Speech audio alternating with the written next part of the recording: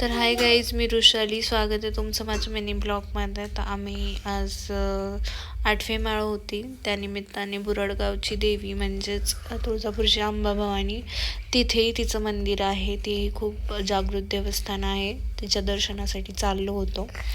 तर मंदिरात फार अशी गर्दी नव्हती, कारण आम्ही सकाळच्या पिरियडमध्ये गेलो होतो. आणि म्हणजे होती, असं पण नाही की आम्हाला अर्धा तास तरी लाईनीत गेला.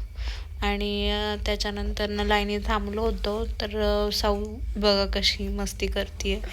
त्याच्यानंतर आतमध्ये देवीच्या गाभाऱ्यात असं दर्शन झालं. खूप छान झालं, खूप मस्त वाटलं.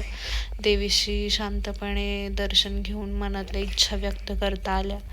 आणि त्याच्यानंतर जाता जाता आम्ही बेलेश्वरला सुद्धा गेलो होतो. बेलेश्वरलाही खूप छान असं दर्शन झालं. सोमवार होता त्यामुळे. आणि तिथून दर्शन झाल्यानंतर त्यानंतर निघालो आणि फोटो तर बनतोच ना. फोटो काढून घेतला आणि देवीची मूर्ती इतकी सुंदर होती. घरी येईपर्यंत मनात